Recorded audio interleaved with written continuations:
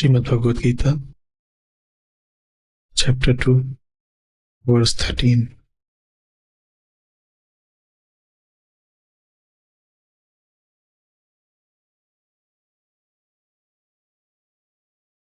With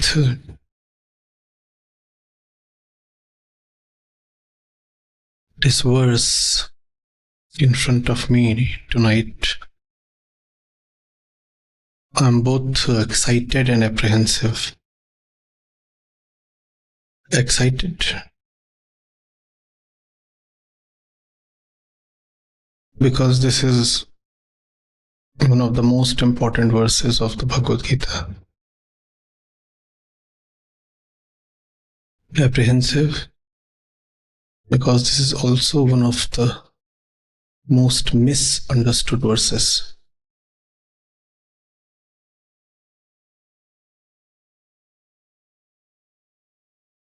So we are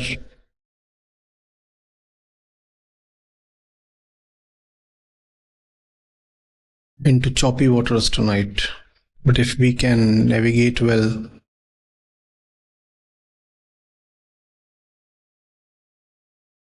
we'll get the calmness of the deep seas.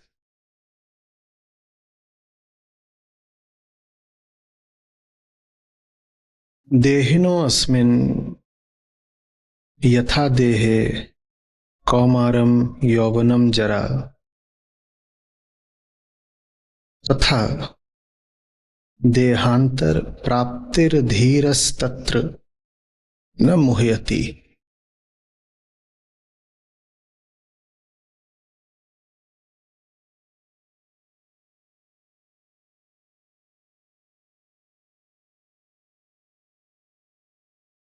So there is the Dehi,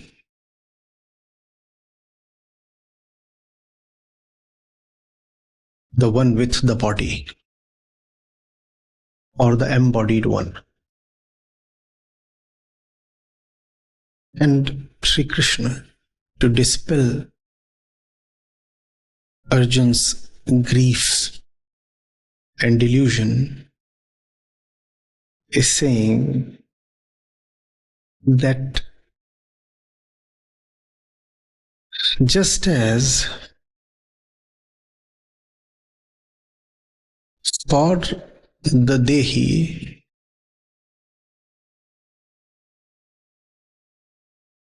there are childhood, youth, and old age. In a similar way, following the same principle,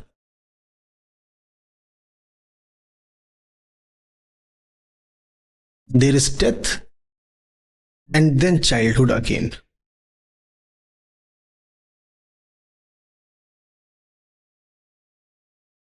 So there is the embodied one, and for him, childhood, youth, old age, the cycle continues.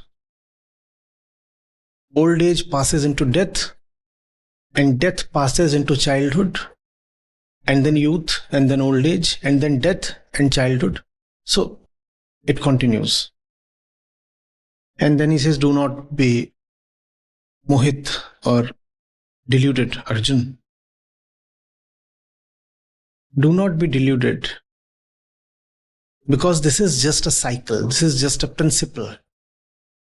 There is nobody actually taking birth or dying. Do not be deluded, Arjun. It appears somebody has arisen, but there is no somebody. There is just a principle. And wise people do not grieve or rejoice at principles. And at the outset, it would have become clear to you how the verse has become central to one of the most misleading, rather disastrous misinterpretations. We have thought of the Dehi as a thing, not even as a thing, as a being. If you read it correctly, Sri Krishna is talking of the Dehi as a principle. Principles are not things, let alone beings. A principle is not a thing. You cannot hold a principle in your hand.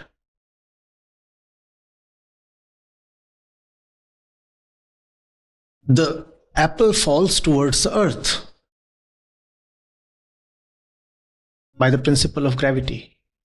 The apple can be held in your hand. A bit of the earth too you can hold in your hand, but can you hold gravity in your hand? Gravity is the principle. So there is a principle at work here, Arjun. There is a principle. And you are grieving as if people are dying. A principle is not a person. A principle is not a thing or a being. You are grieving as if persons are being killed, as if persons would be decimated, as if persons would be no more, as if there would be a loss. When something operates by a principle, there is just the operation. There is neither a gain nor a loss. There is just the operation. And the operation is being governed not by your will, Arjun, but by the underlying principle itself. So you are nobody. You are nobody. Why are you attributing so much doership to yourself?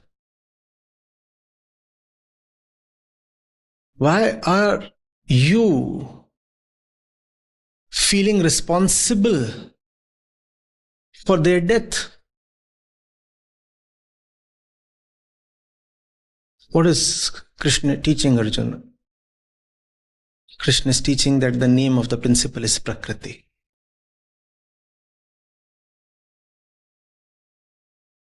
And things happen in Prakriti as per designs, patterns, rules, laws. But the poor ego, which really does not exist at all, takes itself as the doer of things that are happening by virtue of laws. Are you getting it? So the water droplet falls towards the earth or the apple.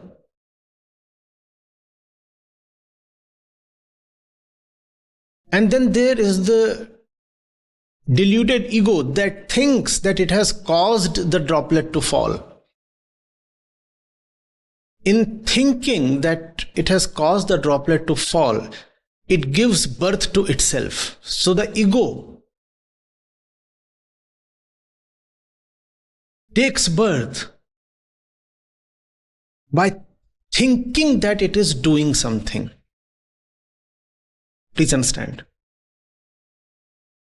In general, an entity does something after taking birth, correct?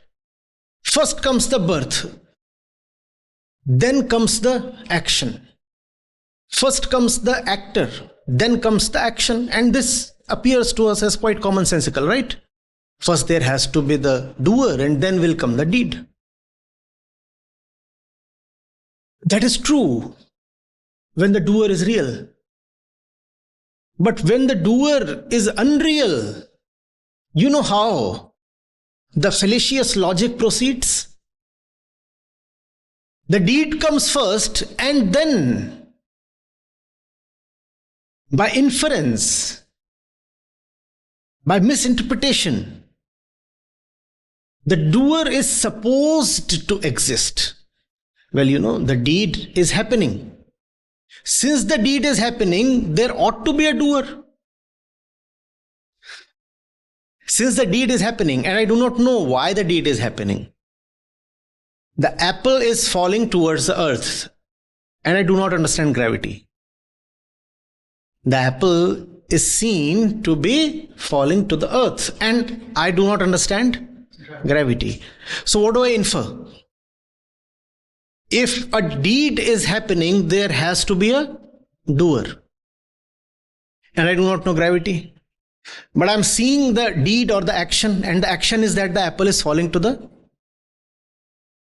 So I presume, I suppose, I infer that there is somebody, some invisible hidden character, some fictitious, benevolent or malicious being that is taking the apple from the branch and putting it to the earth. Because if it is happening, somebody must be doing it. And I do not know gravity. What is gravity? Prakriti. Prakriti is just principles, right? Everything in Prakriti is just governed by laws. Prakriti is principles. But I've never observed Prakriti to know that it is just a set of principles. I've never observed. So I do not know Prakriti. I've also not observed myself ever. So I do not know myself. I do not know anything. But this much I have come to understand, that if there is an action, behind it there is always an actor. This much of sense I think I have. So I look at the falling apple and I infer that there is an invisible being, a ghost or something. There is an invisible being that went to the apple, plucked it from the branch, and put it to the ground. That's how the ego is born. The deed comes first, and then the doer assumes itself to exist. By first of all, attributing, ascribing the deed to itself. You see, something is happening. If something is happening, there must be somebody doing it, right? There is the speech, so there has to be a... And that's what the saints have tried so hard to tell you. As most people are. There is just the speech, there is no speaker. There is just the sound. There is nobody speaking really. Tell me, who spoke? Who spoke? Show me the name of the speaking being. Is there somebody who is speaking? No. There is just cause and effect.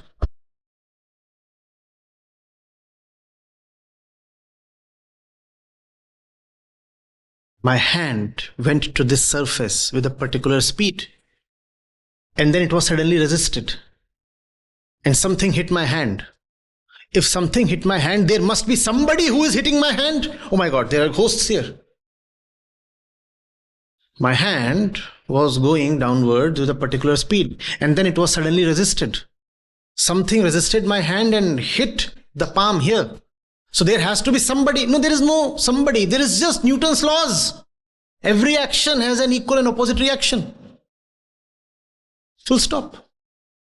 But if I'm scientifically or spiritually illiterate, I'll think that, this hand, the movement of the hand, the swing of the palm was resisted by another conscious being. There is no conscious being here.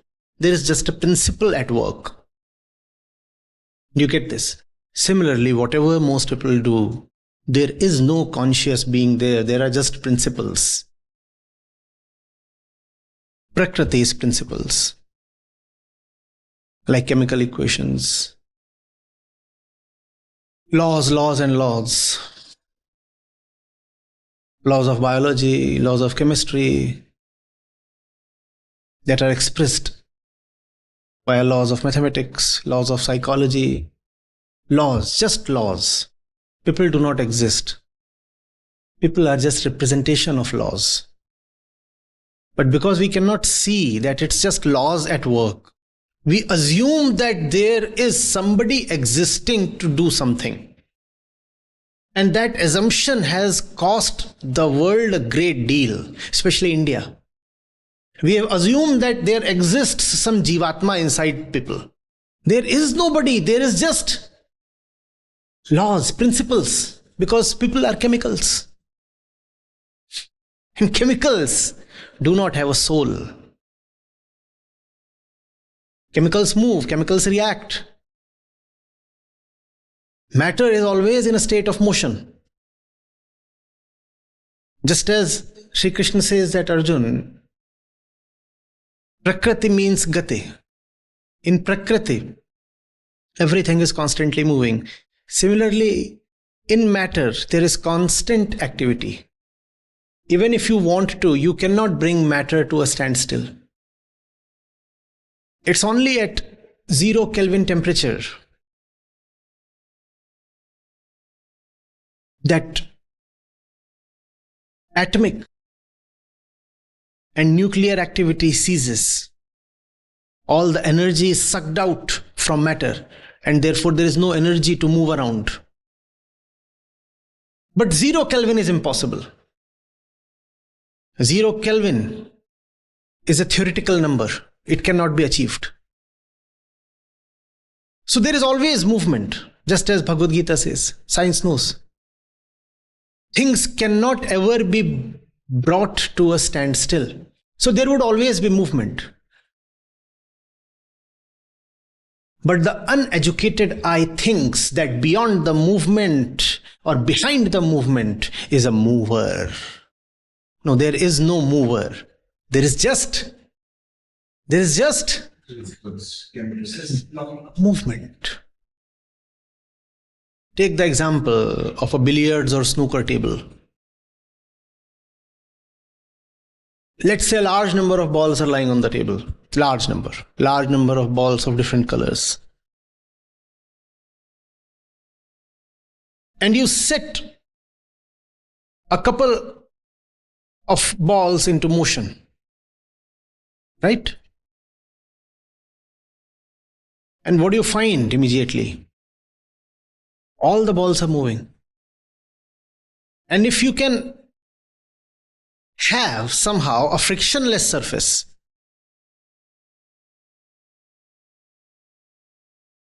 and frictionless contact as well, in which there is no dissipation of energy upon contact, then the movement of the balls on the table will continue till the end of time. For an infinite period, the balls will just keep moving. They'll move, they'll hit each other, they'll change direction, they'll change velocity, and they will keep moving till infinity. That's Prakriti. That's Prakriti. Does the ball have a being? Does the ball have a Jivatma? There's nobody.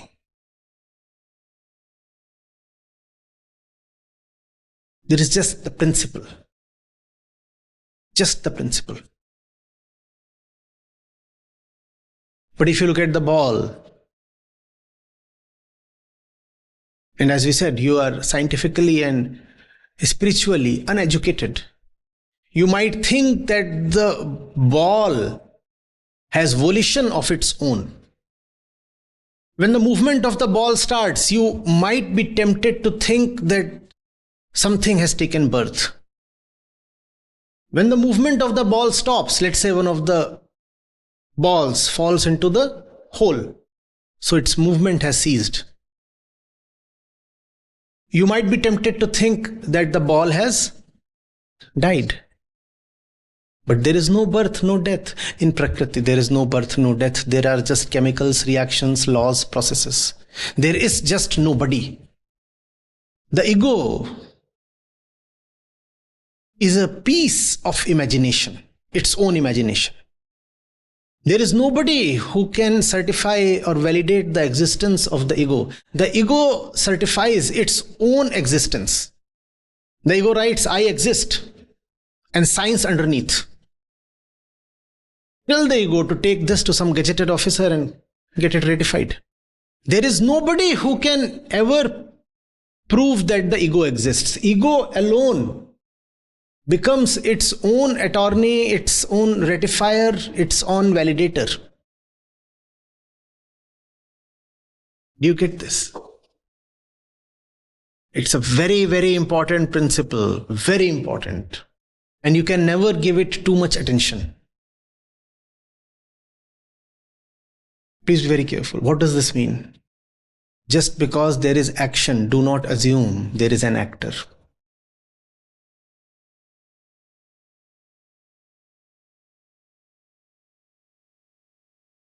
Just because there is movement, do not think there is some conscious or living entity behind the movement. Knowers have continuously talked of dead men walking. Do you understand that? Can't a robo walk? Can't machines talk? And today AI can talk very sensibly. Do you know how you determine whether a machine has gained sentience? There is a particular test. I forget the name. Is it the Turing's test? And the test says that you keep the machine behind a wall and interact with the machine. The machine is behind the wall, so you do not know whether you are talking. Turing's test, right? So the machine is behind a wall, so you do not know whether you are talking to a machine or to a human being. And if you cannot differentiate whether you are talking to a machine or to a human being, then the machine has attained sentience. If by interacting with the machine, you cannot come to know whether it was a machine or a human being, then the machine has attained consciousness.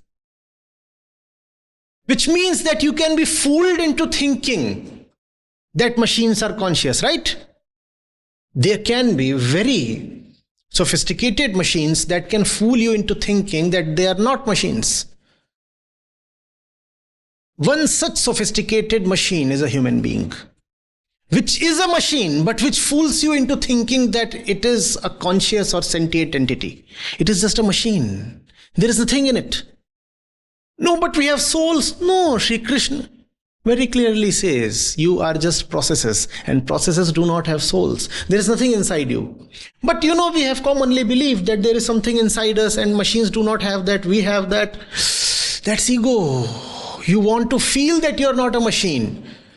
So you come up with a construct that is exclusive to you and not found in machines. See, if I have to prove that I am different from a machine, how do I prove that? I'll say I have something that the machine does not have. So what do I say I have in an exclusive sense?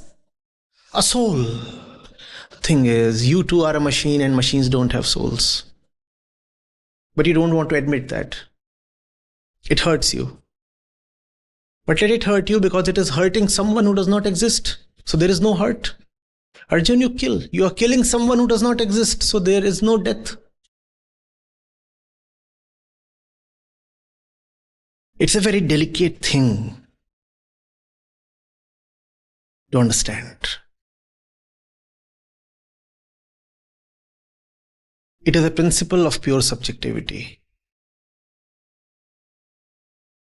Just because something appears to you or is experienced by you, it does not gain existence, right? Experience cannot validate existence, or can it? You can experience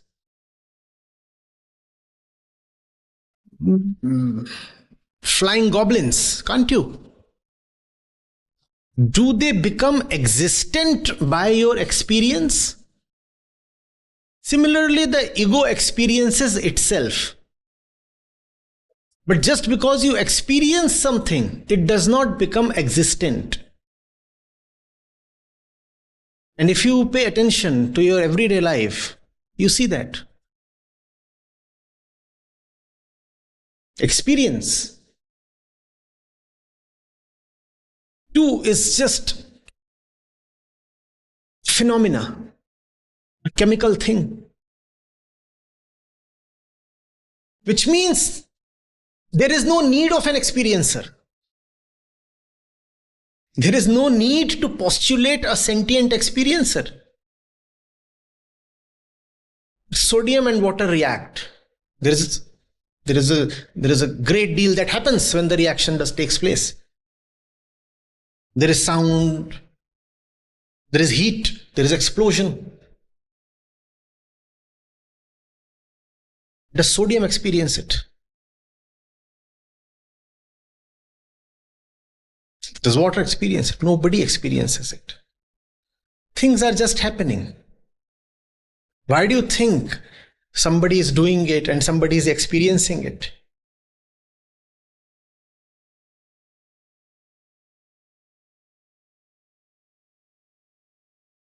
Are you getting it?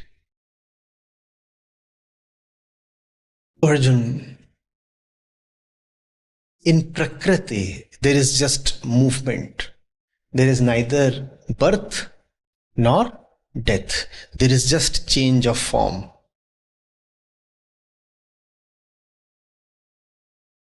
Prakriti has a great tendency to keep taking different shapes and forms and remain in a state of continuous movement. There is no birth or death there. There is just change of form. Just as you say, the child has become young. The youth has become old. Similarly, you should say, the old one has become dead. In that sense, death is a stage of life. Death is not the end of life. It is just another stage of life. And then the dead one becomes the child. There is no discontinuity.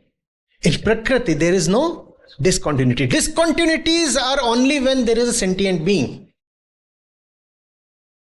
For example, the balls are rolling on the billiard surface. How will a discontinuity appear? A man comes and stops a moving ball. That's again one of the Newton's laws, no?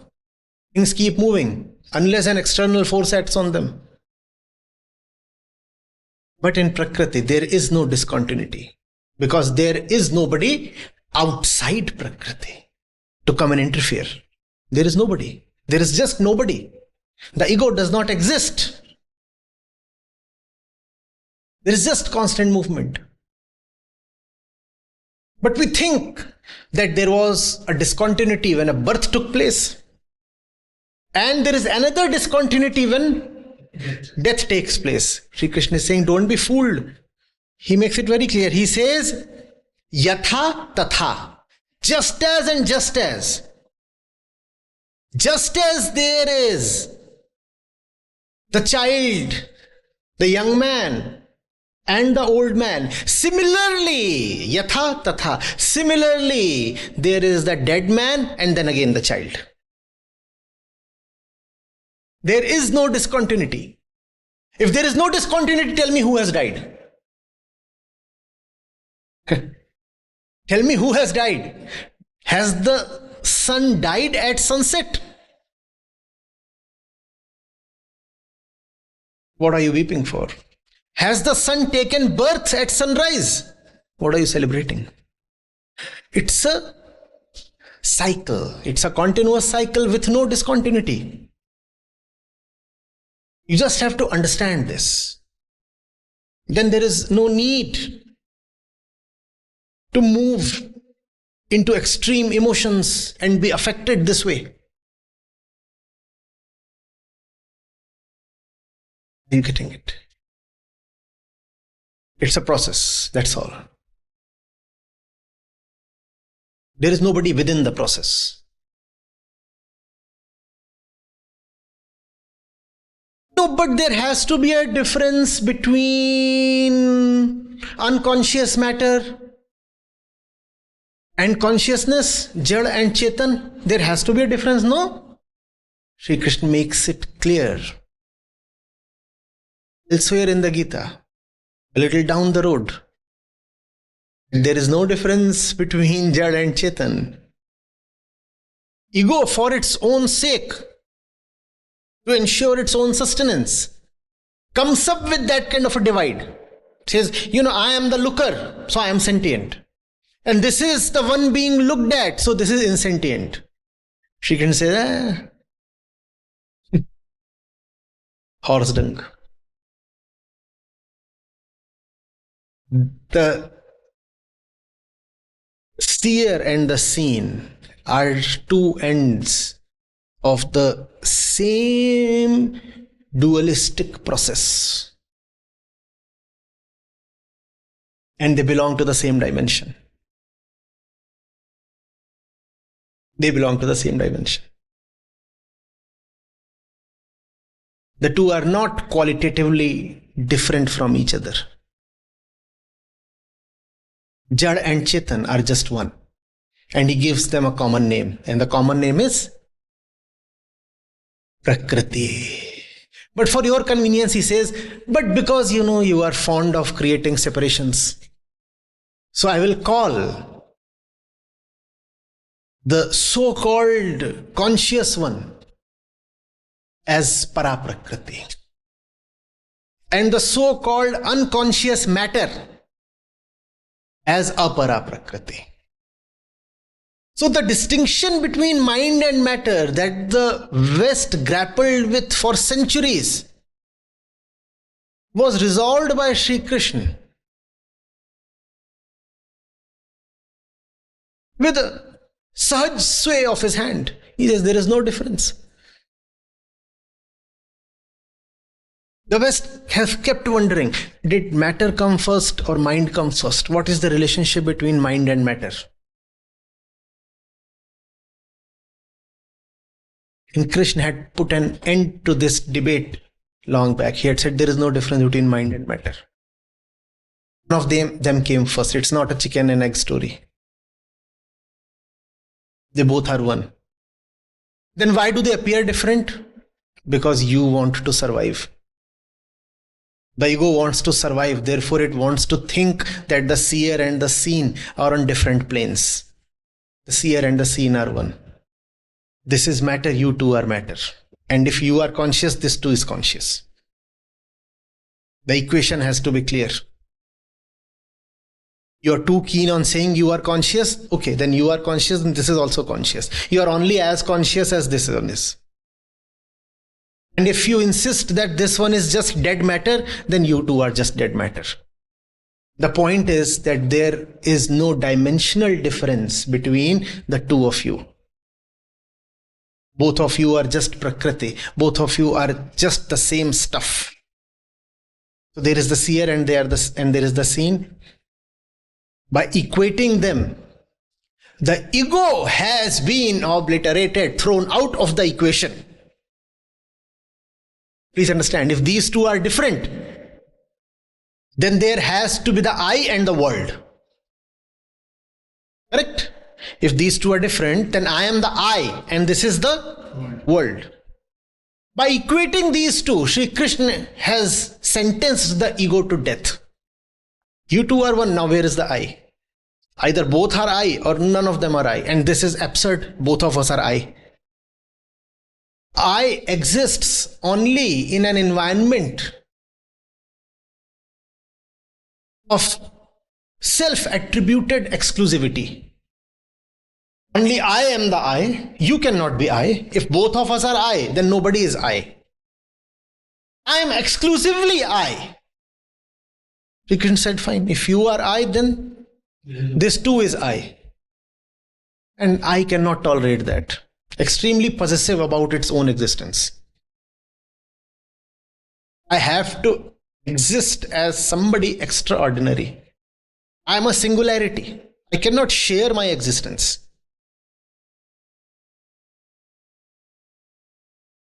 Do you understand? There is just a movement, there is just a process. Gautam the Buddha said there is just a stream. Continuous stream. The continuity of the stream is visible. The stream as a composite entity can be given a name, but within the stream there is nobody having an individual existence. If there is somebody having an individual existence, at most you can say the stream has an individuality. Who has an individuality? At most the stream. What is the name of the stream? Prakriti. So at most there is Prakriti that can be given a name. Everything inside Prakriti is just process. It cannot have a name. You don't exist as a separate individual. How can you have a name?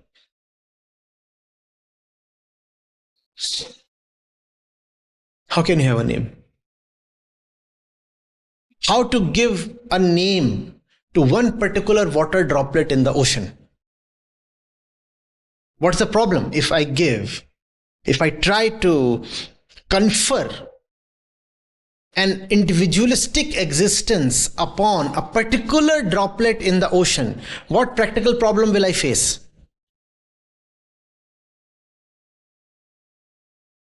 There is that droplet. I say that droplet has a particular name. What's the name? Mary. So I'm besotted. That's my droplet, Mary. The moment you name her, she has gone. Because she is not distinct from the other droplets, and they are constantly. So there is no Mary. There is no Mary. But you want to believe there is Mary because you are John. You want to believe that you exist and you are John. Therefore you want to believe that that particular droplet exists and she is Mary. But the thing is that, the moment, even before you can fully pronounce Mary, Mary is gone. Mary is constantly mingling and merging and becoming one with the entire ocean. She does not have a separate existence. That's what kills the I. I don't have a separate existence, but I exist only in separation. There have to be divisions and boundaries, but there are no divisions and boundaries. And now you understand why the ego keeps on creating artificial boundaries always. Everything has to be divided. This country versus that country, my property versus your property, my shirt versus your shirt, my body versus your body, my interest versus your interest. Those walls have to be raised so that the fictitious thing called the ego can be justified. Otherwise, there is just the flow. Just the flow. And this ego, because it does not exist, it is extremely insecure about its existence. Its existence is not even constantly threatened. Its existence is completely fictitious. Therefore, the ego is insecure about itself all its life.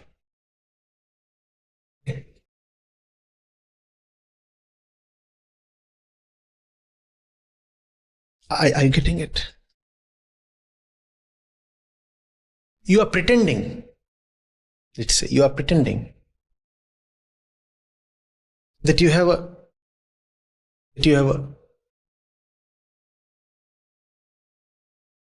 what should I call it?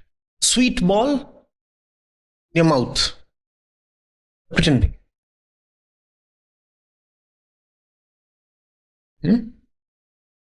Something like a gulab jamun.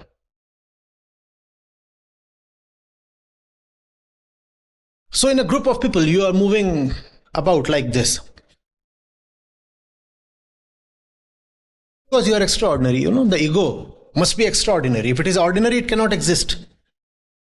I am distinct from the rest of you. How? I have this. But you fully well know there is nothing here.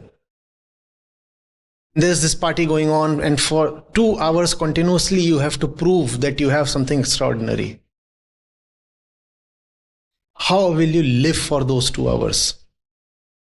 You will be extremely insecure and worried continuously because you have something that you do not have. So it has to be continuously defended. Somebody comes to speak to you. You want to say, hello,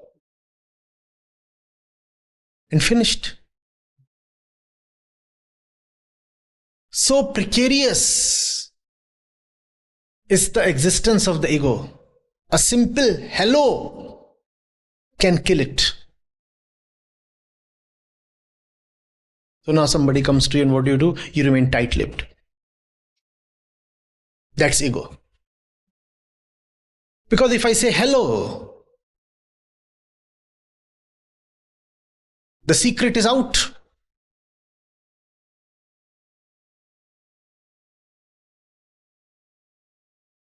Goose is done.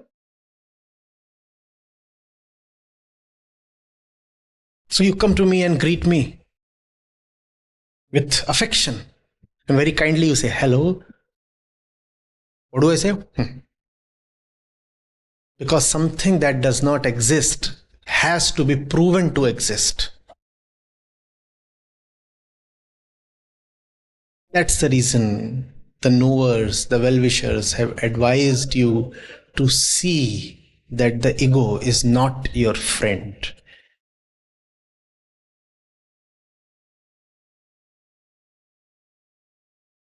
It's just a burden.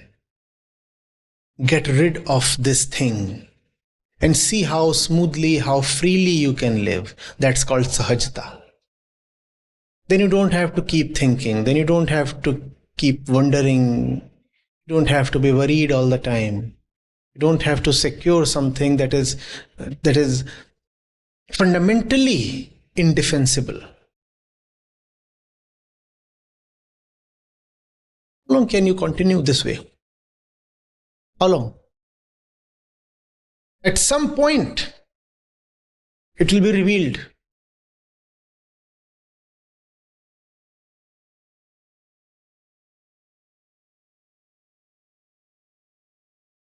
Balloon will be punctured from within.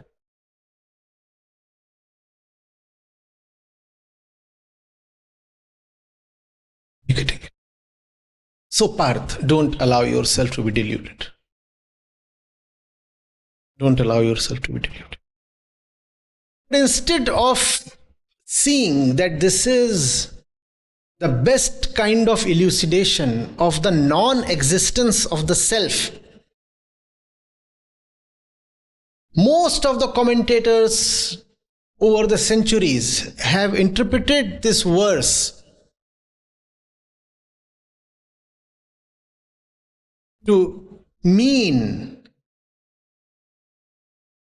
the existence of the self.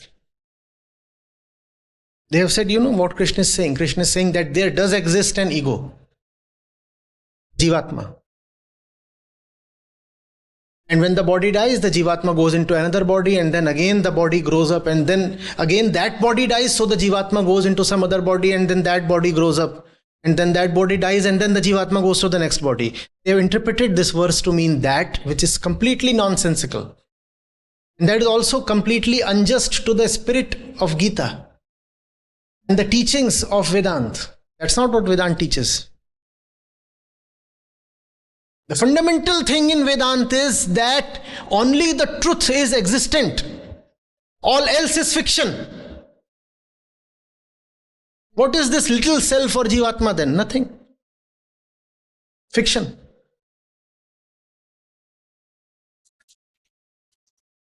But this has served the priests well.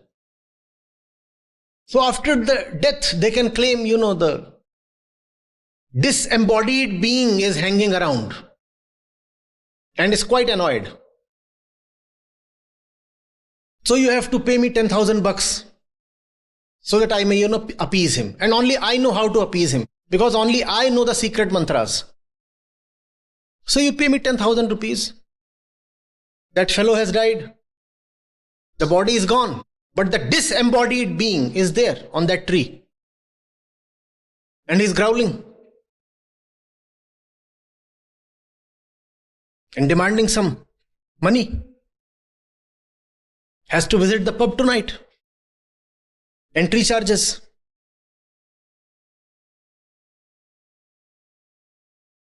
No, but even if you give him the money, how will he enter? No. That will assure him of a companion. There is another one, female one. She too is quite unhappy. I'll pay her some money and bring her here, and then these two together can enter the pub or disc and have a great time on the dance floor. There would only be the dance and no dancer.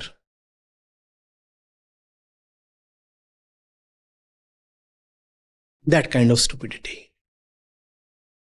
And we have continued to believe in that nonsense.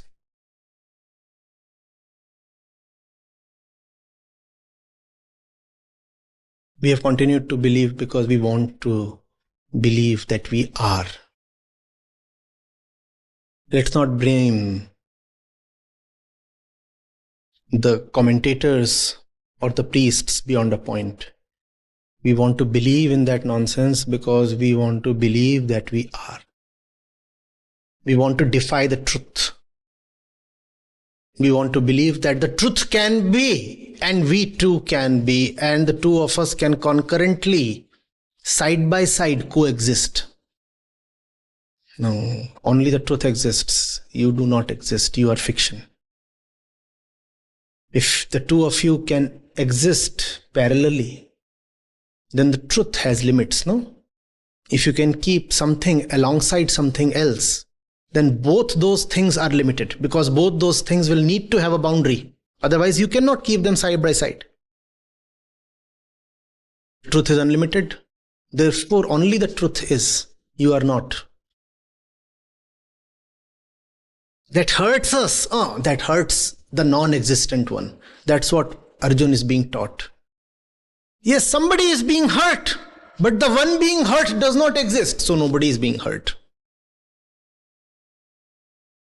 That's something you must keep telling yourself. Yes, I am hurt, but the one who is being hurt does not exist, so there is nobody hurt. So let me just then fool around. So long back, I put it this way. I said, only the ego gets hurt. When you feel hurt, just remind yourself, only the ego gets hurt. So there is no need to side with the ego and act as if something very important has happened. There is nobody who can get hurt except the ego. And the ego anyway is fiction. So there is nobody who is hurt. Chill. But then there is nobody to chill also. What to do then? No, sir. To be hurt, there has to be somebody. To chill out, there has to be nobody. Interesting. What's that? What does that mean? Yes. Chilling out is the way of Prakriti. Getting hurt is an aberration caused by the vicious gatecrasher called the ego. Prakriti is always partying. So Prakriti is continuously chilled out. Prakriti is a continuous celebration. Continuous celebration is the Prakriti. In that continuous celebration, there stands this annoyed entity called ego, never satisfied, always hurt. Irrespective of how you deal with her, you may touch her with the softest gloves, you may mollycoddle her. She manages to somehow get bruised. Always. With cotton wool, you just gently touched her. and you find she is bleeding, deeply hurt, and you wonder, I did nothing. How did this happen? That's her way. If she is not hurt, she does not exist. She has to be hurt to feel existent.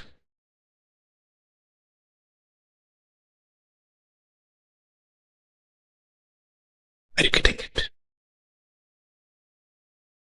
She continuously keeps devising proofs. She continuously keeps concocting stories, just to assure herself and the world that she indeed does exist. The wise ones have tried to convince her, see, your existence is your suffering. Even if you manage to convince everybody that you do exist, what does that mean? That means that you will continuously suffer because your existence is your suffering. So why don't you just put yourself to rest? And the ego says, after that, the wise ones have said, party. When you are not there, there is just the party. Anand. There is no Anand, no joy with the ego. Therefore, the ego resists celebrations. The ego resists deep, selfless happiness.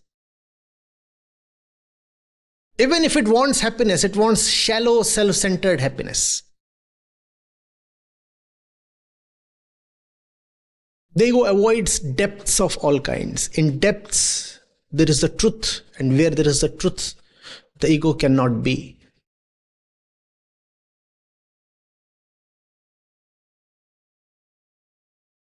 Only one continuous obsession the ego has: self-defense. The ego is always busy defending itself. Never jobless, never relaxed, never free, never available.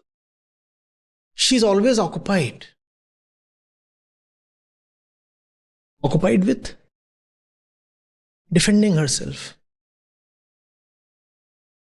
And the defenses are so weak, they crack up upon the slightest touch.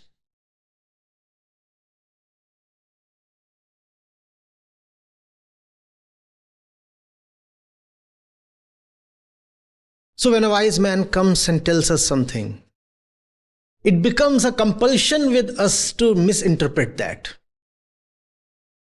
We almost knowingly misinterpret it. We want to believe there does exist somebody within us. There is nobody, because there is just the body. There is just the body. Rest is all fiction. But the mind is the body.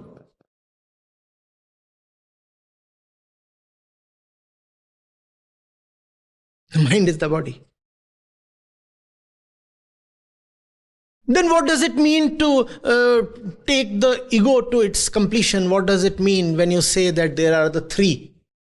Don't you always keep saying there are the three? I say out of these three, one is a fact, one is the truth, and the third one is fiction. Prakriti is facts. Atma is truth. Ego is fiction.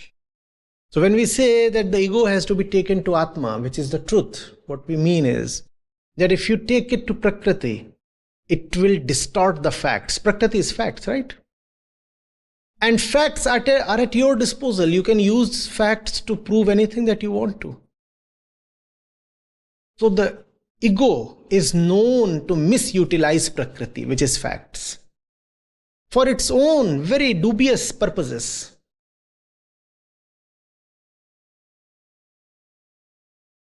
But what happens when the ego moves to truth? It dissolves. Facts can be used. Truth is unusable. Truth alone is the death of ego.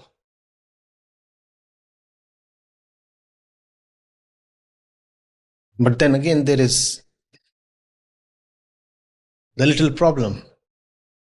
The direct movement to truth is not possible. You move to the truth only via the facts. But we said facts can be distorted, misutilized, just as has happened in this verse over the centuries. So what does that leave us with? One has to go to the truth, but one can go to the truth only via the facts, and one can distort the facts. So then what is needed? The right intent, honesty. That alone can save you. When you go to the facts, you need to have the intent to respect the facts, not to use or distort the facts.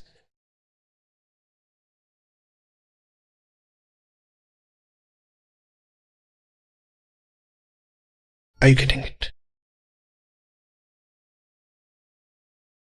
I'm sure you have not missed a very important conclusion in all this. If ego is fiction, birth and death too are just stories. Because in Prakriti there is just the continuous stream, right? With no beginning and no end. There is a stream. You keep going backwards, you do not trace its origin.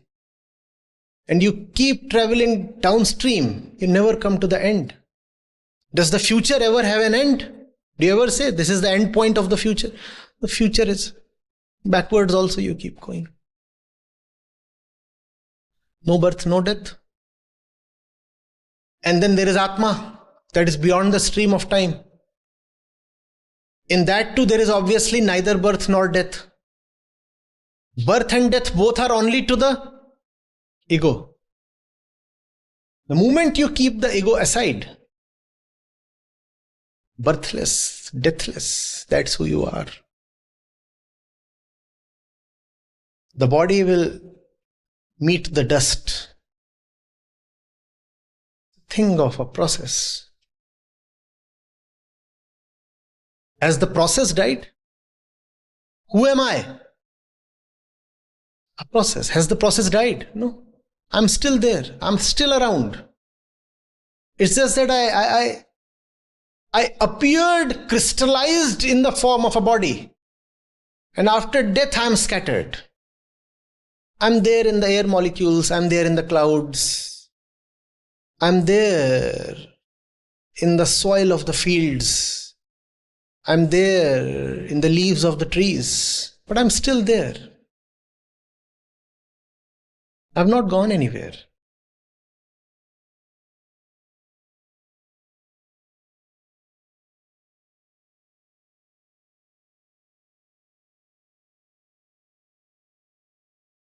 Arjun, there was never a time when you were not there or I was not there. Does that become clear to you now? Prakriti is immortal.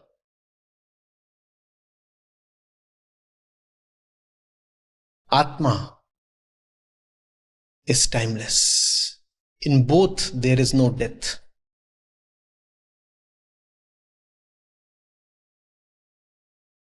Gita takes you beyond the fear of death. If you have really attended to and respected and loved the Gita, you cannot die. Sri Krishna is no ordinary Guru. He is the utmost Guru. Top class. His student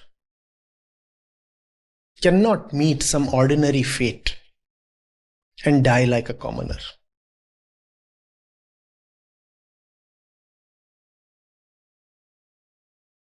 Sache Guru ka bal ka mare. Now you understand that? Death is gone. Put death to death.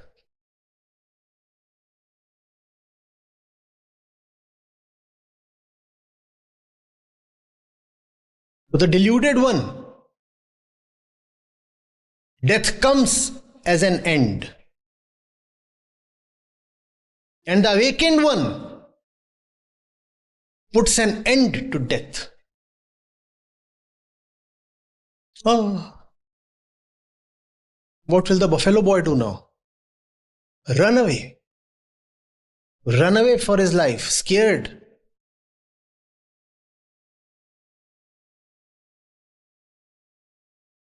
Oh, he's our friend. We mean no disrespect. But then, if death is a fiction, so is the buffalo man.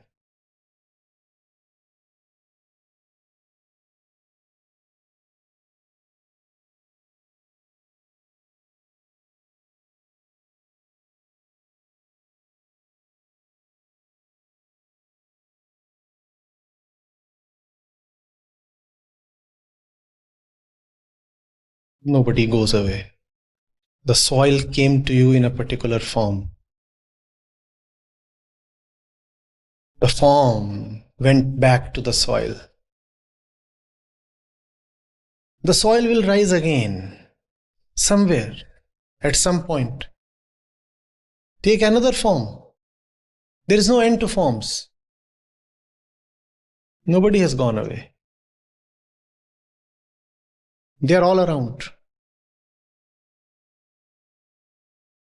If they are all around, then you too have been around since very long, no? Oldies. Nobody is newly born here. They have been around since long and will be around for very long. If Prakriti is who we are.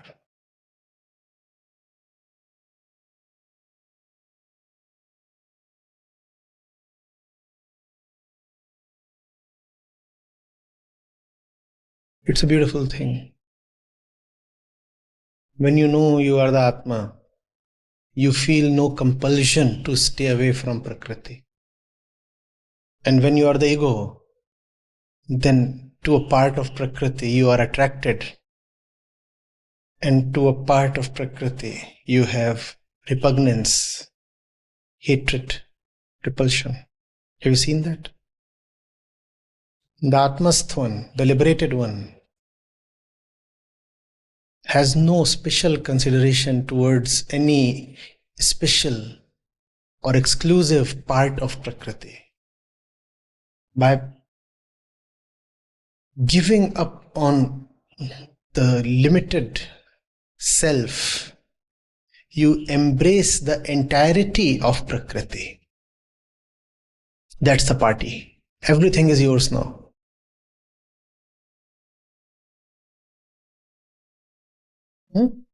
And to this we said, Atmast within and Prakritist without.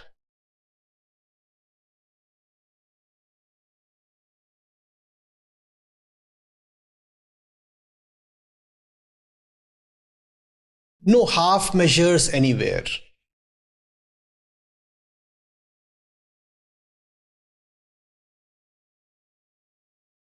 Just as the ego is afraid of death, it is also afraid of a lot of things in Prakriti.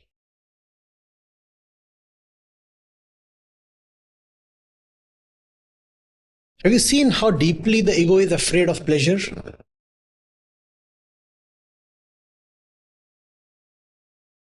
you seen?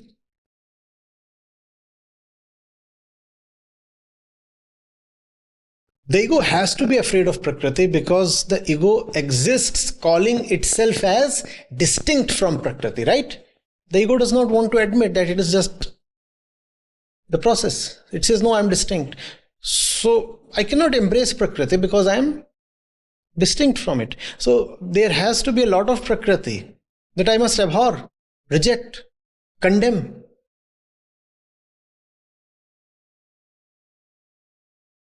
So different people, different cultures, different moralities condemn this or that. In fact, you do not accept something without condemning its opposite. So the ego is afraid of suffering. It is also afraid of pleasure.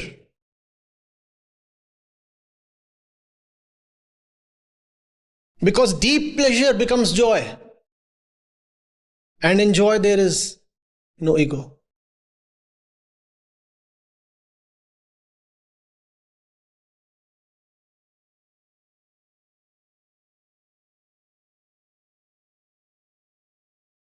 The liberated one has no reason to fear or reject anything in Prakriti.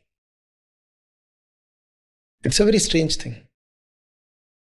Because we have thought of religiousness as synonymous with rejection or renunciation. No.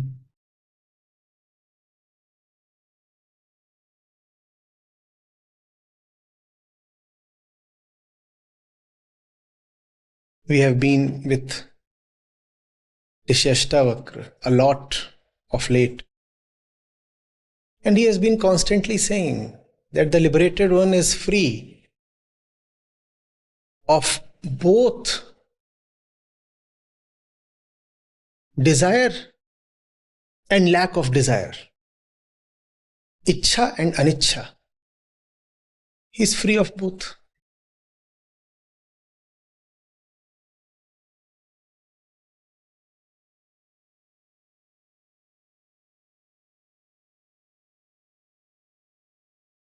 And Ishavasya says that the liberated one consumes but does not. Consumes as if he is renouncing.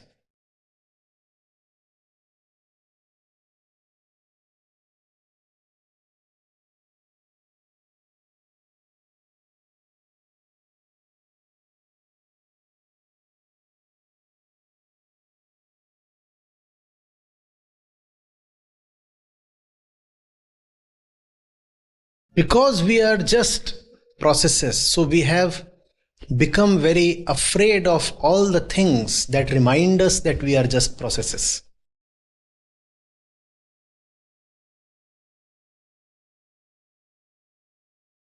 We want to assert that we are not processes, that we are persons. Persons with volition, existence, consciousness. So when stuff comes that reminds us that we are just processes, we become very jittery. So all the stuff, for example, that animals exhibit, man becomes eager to demonstrate that he does not share it with them. For example, we wear clothes. Now clothes are so commonplace, so ubiquitous. We never want to question, why do we wear clothes? You wear clothes so that you can prove to yourself that you are not animals. And you need to prove to yourself that you are not animals because you are animals. Otherwise there is no need to prove. Is there a need to prove the obvious? Is there a need to prove the self-evident? But we are animals, therefore we put on clothes so that it can be proven that we are not animals.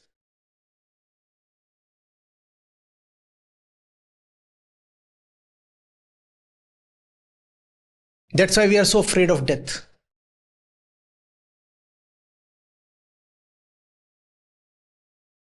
Because if you are not afraid of death, you cannot exist. If you say there will be no death to me, that also means that you do not exist as an ego. Therefore, you have to pretend that you are afraid of death so that you can pretend that you exist.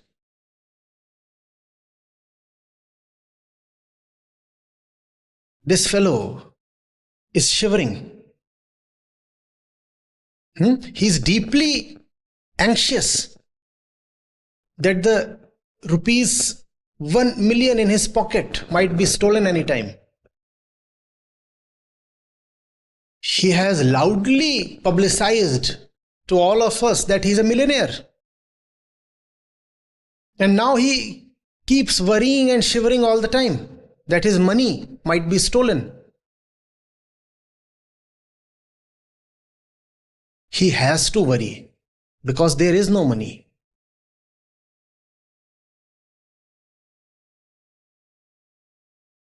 He just fooled all of us. There is nothing that he has. But to solidly prove that he is indeed a millionaire, he also has to solidly act as if he is afraid the money might be stolen. If he does not pretend that he is afraid, what will that prove? That there is no money. So he says, you see, there is so much money that I am afraid.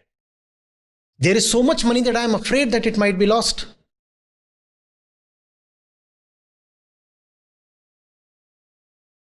Ego operates on inverted logic.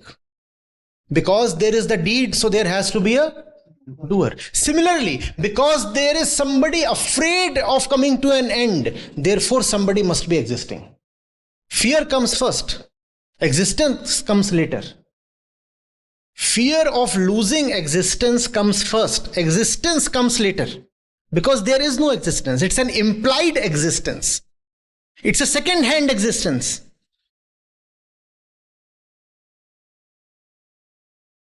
It is called reflected consciousness in Western philosophy.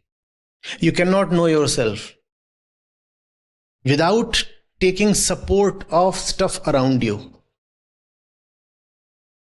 You take your existence as a reflection from something else. If your money does not exist, you do not exist.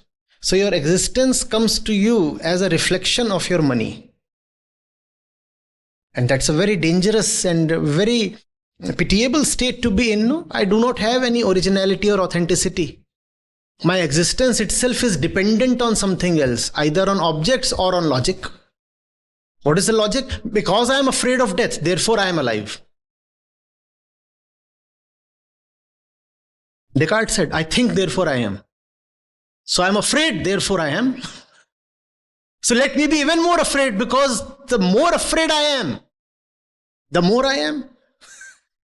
And thought is so often just worried. In fact, when you are not worried, thought ceases. Have you seen that? When you are in joy, there are no worries. Thought often comes to a standstill. So that's the way of the ego. Because I am worried, therefore I am. So let me be even more worried. So the ego keeps remaining afraid of death. Similarly, the ego keeps remaining afraid of sex.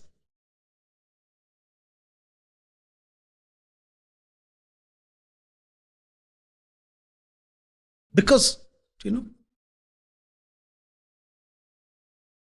it will prove that I am an animal. Therefore, let me just stop it. The liberated one says the body is indeed an animal. What is the problem with that? That which is not an animal is the truth. Animal is another name for process. Prakriti. There is just the truth and Prakriti. There is no intermediary who can regulate the animal. So there is no need for regulation. The ego is the regulator, right? The regulator is fictitious. This is very, very difficult to square with our concepts of liberation. What I'm saying will just not fit in.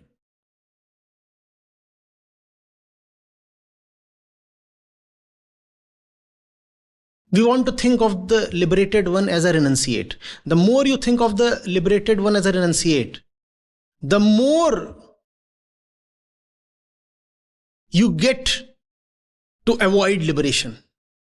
I have responsibilities. I cannot renounce my responsibilities. And liberation means absolute renunciation. So liberation is not my cup of tea. The liberated one is not a renunciate. He is completely one with Prakriti. He does not renounce Prakriti. He lets Prakriti be. He lets Prakriti be. Does he consume it? No, he does not even consume. Does he renounce? No, he does not even renounce. He lets the wind blow. He does not make the wind blow. He also does not force the wind to cease blowing. Are you getting it?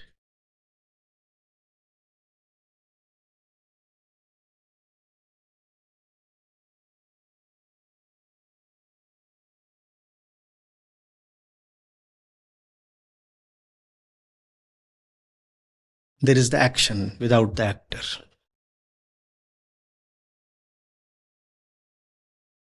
No worries.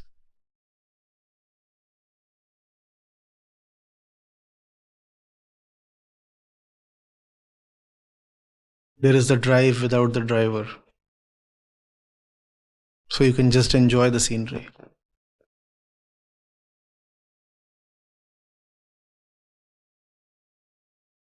There is movement, so there is the drive. But you are not on the driver's seat. You just enjoy the ride. But I don't have to, manage the ride. No. You have to enjoy the ride.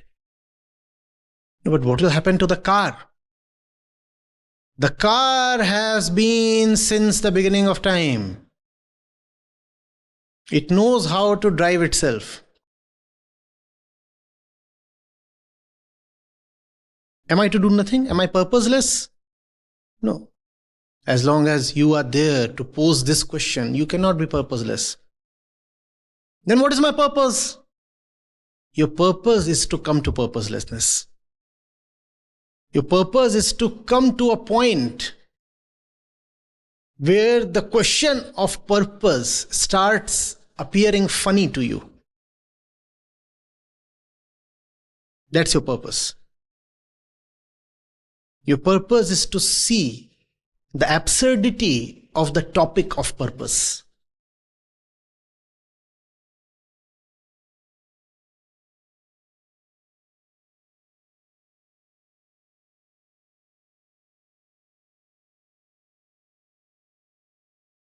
There is the rain. Nobody raining. There is no Jivatma up there. There is just the rain.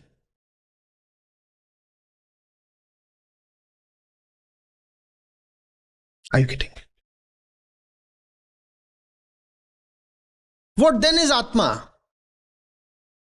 Very, very interestingly, Atma is then pure Prakriti. Who is speaking here? If there is the rain and nobody raining, then isn't there right now just the speech and nobody speaking? Yes, that's all. That's all. What then is liberation? Speak without the speaker. And you are home. There is just the speech happening, like the rain outside. The clouds are raining. You don't attribute doership or personhood to the clouds, right? The clouds are raining. Similarly, the speaker is speaking. But the clouds are unconscious, aren't they? Yes.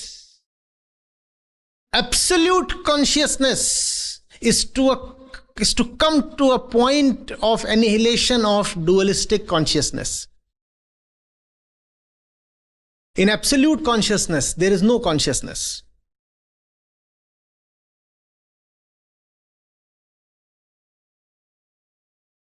But there has to be a difference between the clouds and the speaker. The clouds are luckier. That's the only difference. They didn't have to go through a process of knowledge and self-observation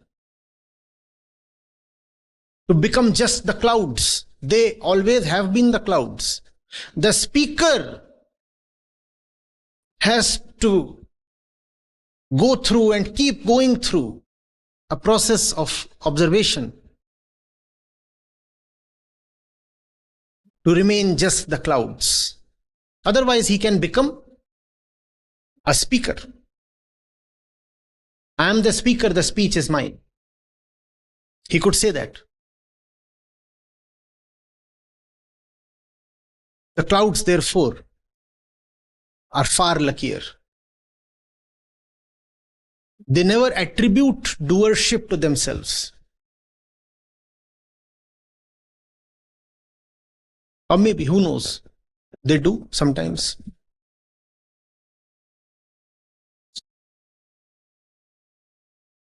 After all, how much do the clouds know about us? How much do we know about the clouds? Or maybe we do, maybe they do. Who knows?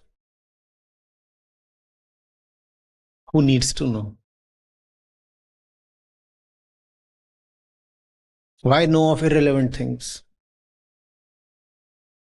Know yourself and be liberated of the need to keep knowing trivia.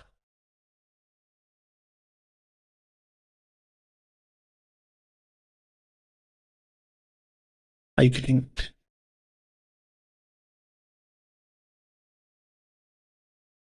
The liberated one has therefore often been called as the dead one, because he has become the clouds. And we do not call the clouds as living. So the liberated one is many times called the dead one, the gone one, the finished one. He's gone. His game is over. He's liberated. He's the clouds now.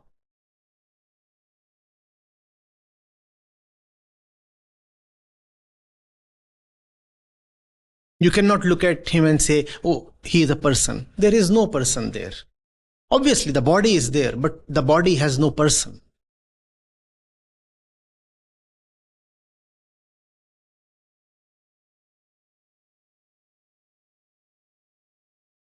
And a time will come when the body will decompose. The crystal will fall apart. That you cannot call as death, because there was nobody inside the body. Now, do you understand the verses, the entire body of literature that celebrates death? Maro hai jogi maro. Die and become the clouds and rain. Rain without a worry. Rain sans a bother. Rain with disdain. What do you do all day? I rain with disdain. I don't worry who gets wet. Why do you rain all the time?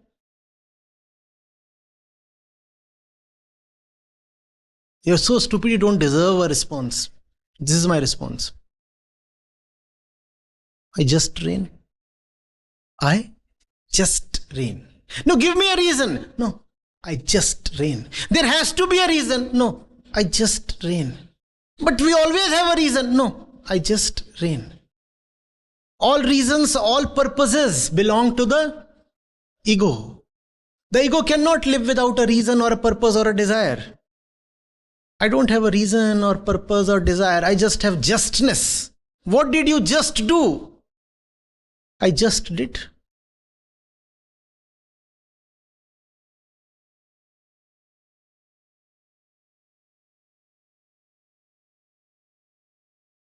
Justness, sahajta.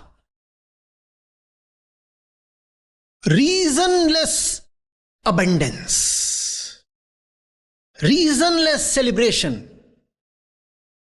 Reasonless vigor. Reasonless activity. Reasonless silence. Continuous purposeless dance, incomprehensible to purposeful minds. Either incomprehensible or misinterpreted as being purposeful. Because you yourself are never free of purposes. Therefore, when you find true purposelessness somewhere, what do? You superimpose a purpose on it. You foist a purpose on it. You claim, you rather allege that there is a hidden purpose there, a secret agenda of some kind. There is no purpose. There is just the rain.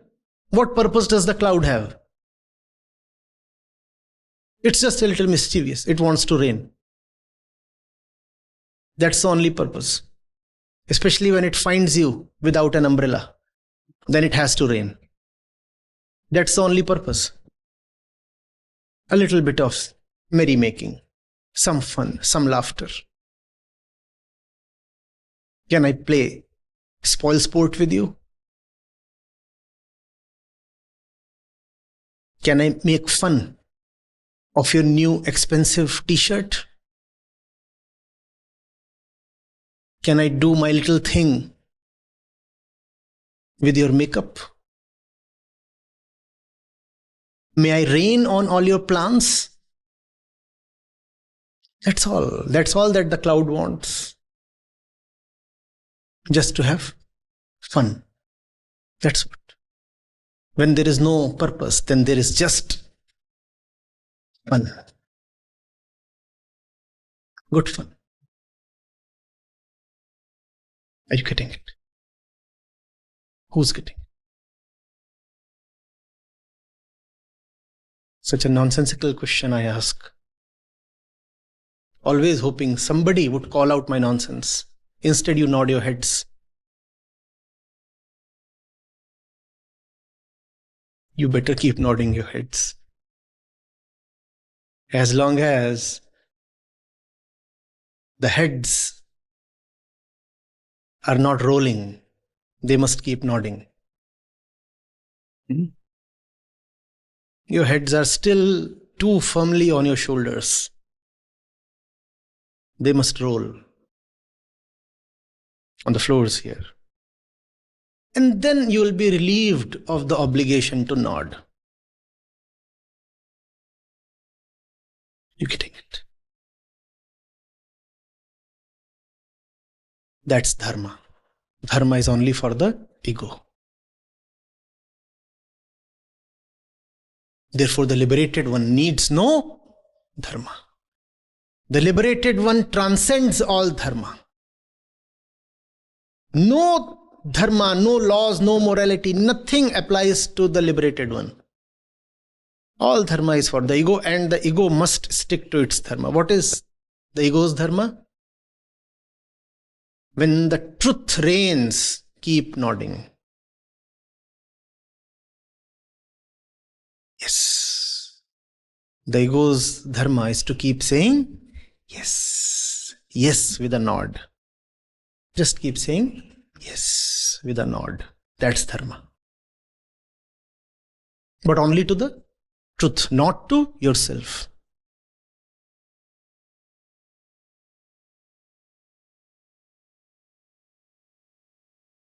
Is it making sense?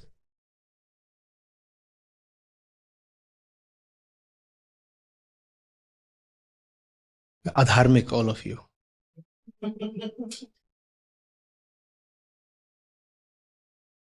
You know, it's very relieving to look at people as processes. It's even more relieving to look at yourself as a process. You cannot help smiling when that happens. Somebody has irritated you, annoyed you, hit you, hurt you. And you realize the fellow was just like a falling stone. A stone hits you. Do you hit the stone back? Because the stone is just a process. There is a landslide. and up from somewhere a stone falls on your shoulder, on your head, what do? You start cursing the stone? It's a process. The landslide is a process. Something fell on your shoulder. You can't hit it back. Just as you are a process. You look at your desires, you look at your anxieties, your insecurities, your this, that, and you realize all of that is just a process. And that's so relieving, so unburdening. You're free, you're liberated. That alone is liberation, to be unburdened of the need to call the process a person. How to enjoy the rains?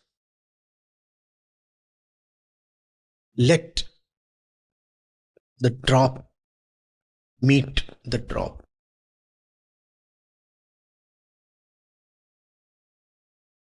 If the person meets the water, the person will feel the need to preserve himself, to secure himself. Let water meet water.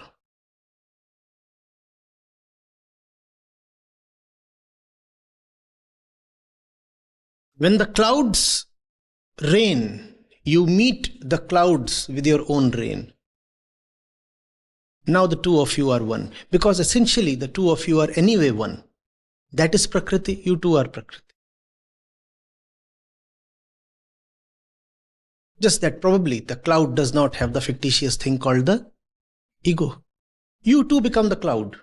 Keep the ego aside and rain with abandon. That's how you enjoy the rains. By raining in the rain. What do you do in the rain? I rain. If you do anything else except raining in the rain, then you are distinct from the rain, and then you cannot enjoy. Then you will just defend yourself as a distinct entity.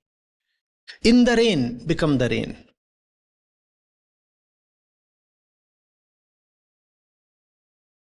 I'm gone, there's just the rain. When the droplet falls on me, it will not feel uninvited. It will also not feel coveted. It will feel at home. Water meeting water.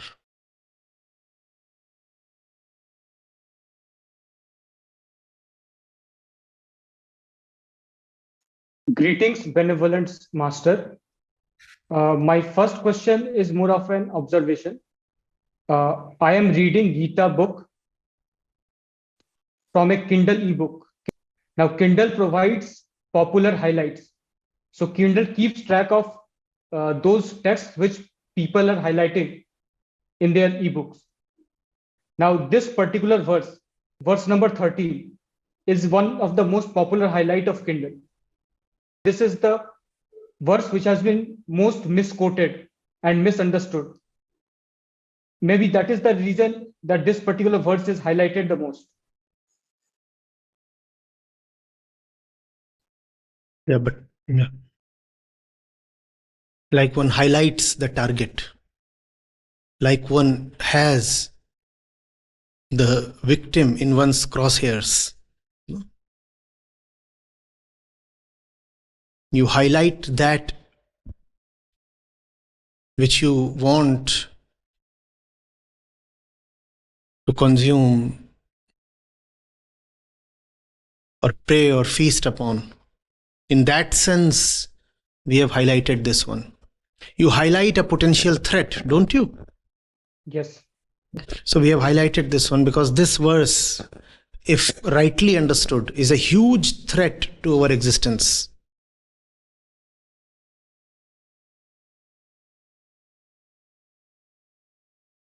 So we have taken great care to not to let this one pass safely.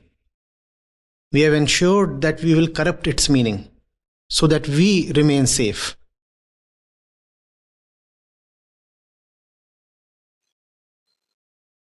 So it's a typical example of the ego laying its hands on Holy Scriptures. Yes. Example of the ego identifying a threat and neutralizing it.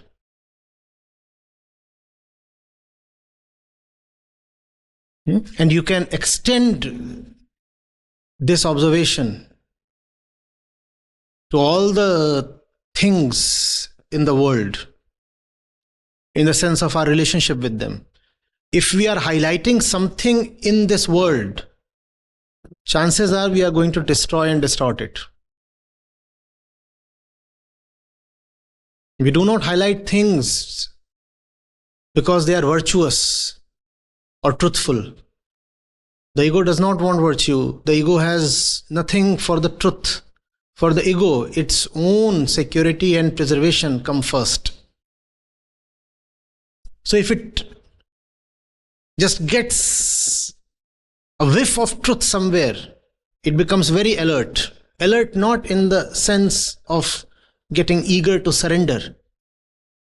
Alert not in the sense of getting eager to welcome the beloved. Alert in the sense of getting ready and aggressive.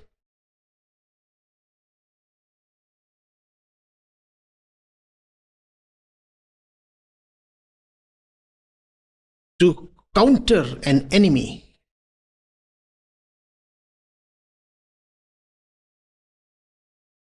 If you find people rushing to temples, now you can see what that means. We highlight temples, don't we? We highlight temples so that we can distort their purpose.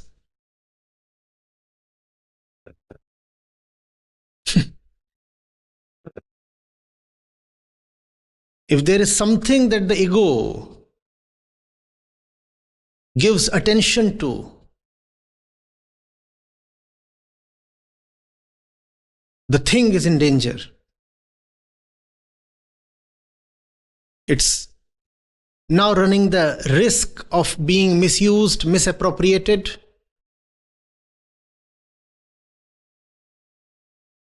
And robbed of its authentic nature and purpose.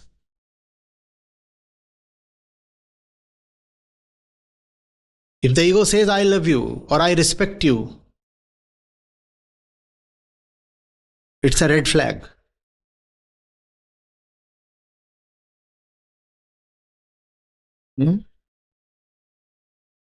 When someone says, I love chicken. Yes, in the same way. Travelers like Goa, when say, I like a particular mountain, when travelers say. In the same way.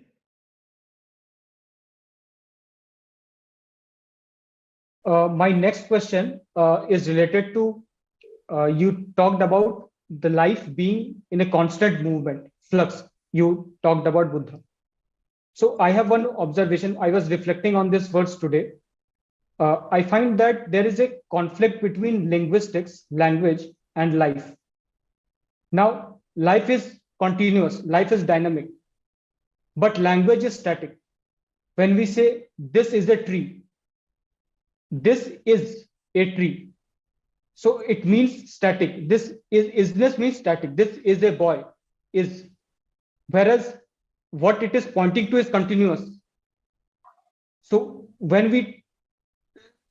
clearly there is a difference between the tool using which we explain life, that is language. One almost feels like seeing that it's an intentional difference. Because if the tree is static, then so is the seer of the tree. So you want to assert that the ego is an entity, just as the tree is an entity, it's a thing. Equally, I am a thing. But if you see that the tree is a process, tree is a stream, then you will have to admit that the ego too is a stream. And if the ego is a stream, then the ego is nothing.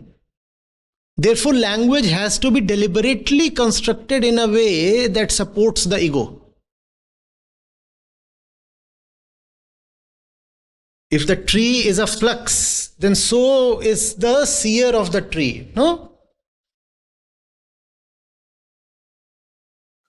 Because you said today that seer and the seen are of the same dimension. Now, if the seen is in the flux dimension, that means seer also is in the flux dimension. Yes, yes. And that can even be seen very logically. You say, I am the body. Now your body and the tree's body are very similar. So if the tree is a flux, so are you, because you say you are the body.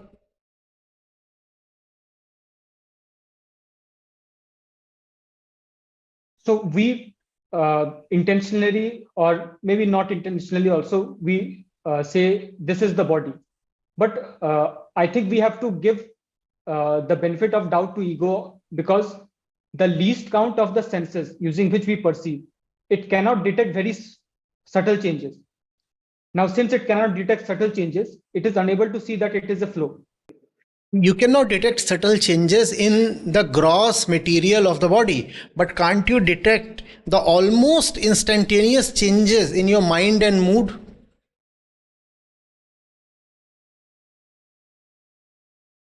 In a fraction of a second, your universe changes, right? How did that happen? If you were a static thing, how did the thing so completely change in almost zero time?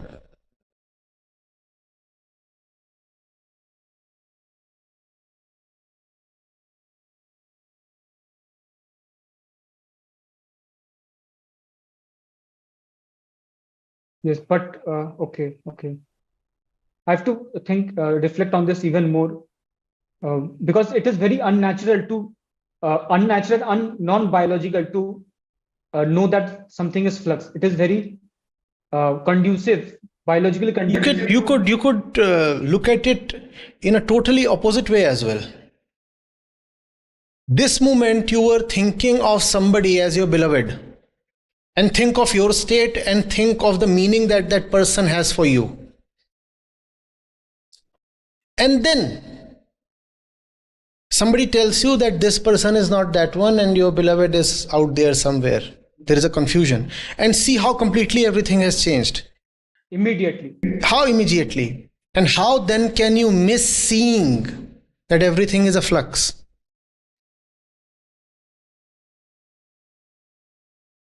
It's a classic example of that mother in a maternity ward. Yes. The mother is having the child, and she is caressing the baby, and suddenly the nurse says, "Oh, by mistake, the baby was exchanged in." Yes. And suddenly the string of belongingness is cut. Yes.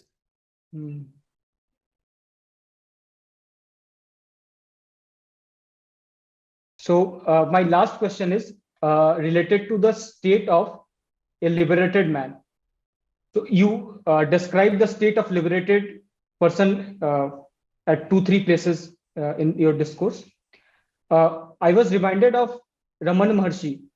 I was reading his book Advait Bodh Deepika, where he explains the state of a man who is egoless, who is liberated. He says his state is like that of a burnt rope.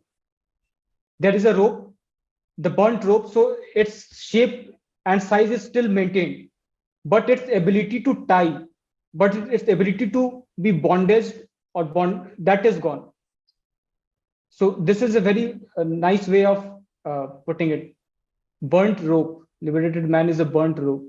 Externally just like the rope, but without the typical attributes of the rope.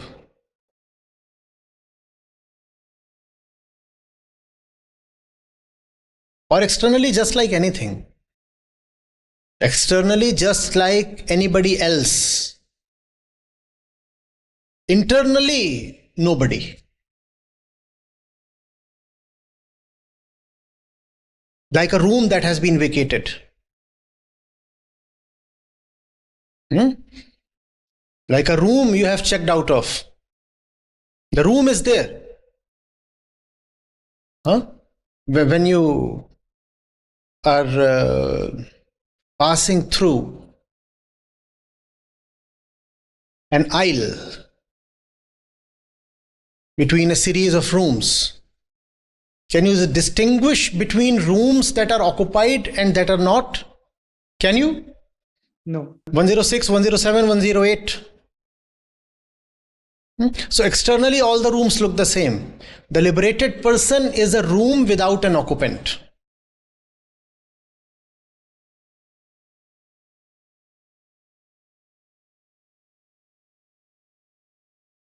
So you mean the room, the walls of the room, that is the body. Yep. That will be there. Yes. That will be there. Yes. But Internally, there is nobody making mischief or doing anything else.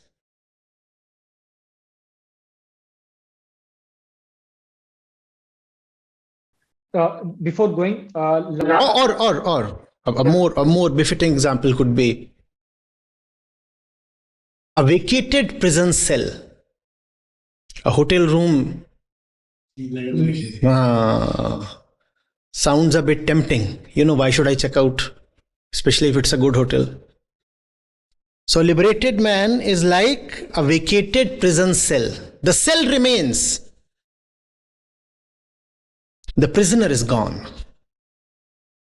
The prisoner is free.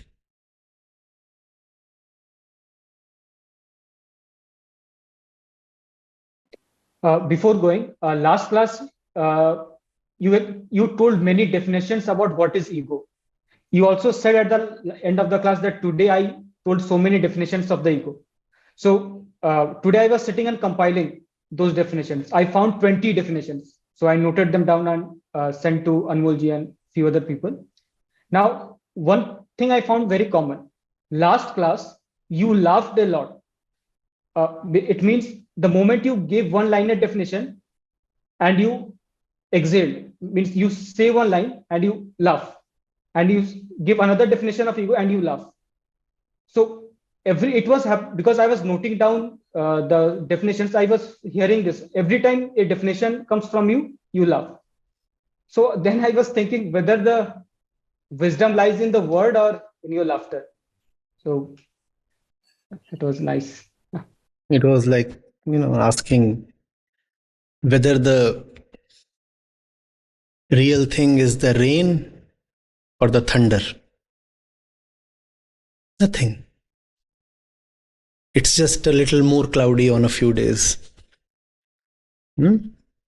Just happens. Sometimes there are the clouds, sometimes there is the clear sky, sometimes it rains without the thunder, sometimes there is thunder without rain, sometimes there is rain and thunder. Koi din khaja, koi din ladu. Thank you so much. Pranam Acharya ji.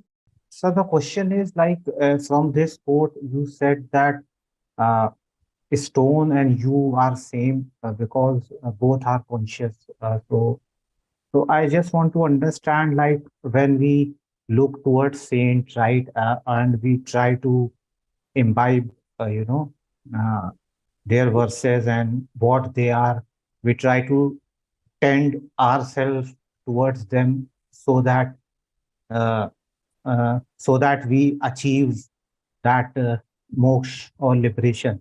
So what is the difference between a stone and myself and a saint, basically?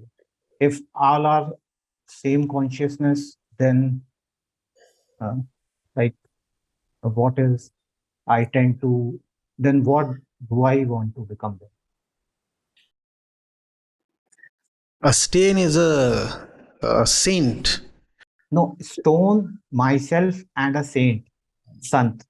So a saint is a stone that does not think that it is not a stone. You are a stone that thinks that it is not a stone. That's the difference. The saint is lesser than you in the sense that the saint has no capacity to do something that you do. You think that you are not the stone. The saint has lost the capacity to think that he is not the stone. You have something extra. You have something additional. Therefore, liberation is an unburdening of the additional, the unnecessary. The saint is very much all right in his stone-like condition. And you will feel offended if called a stone.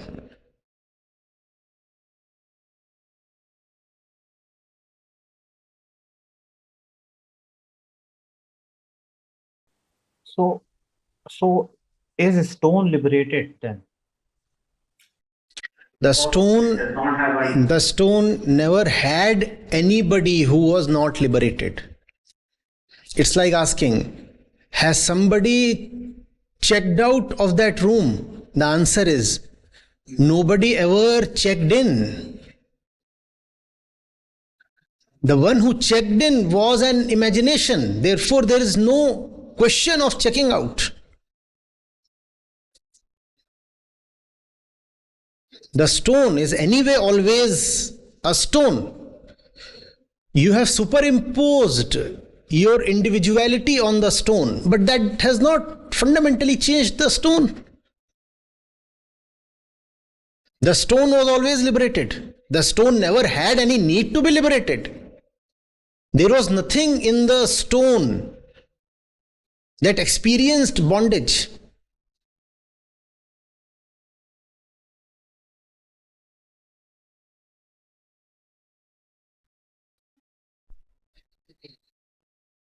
Prakriti does not need to be liberated. The one who attaches himself to Prakriti needs to be liberated, right? Stone needs no liberation.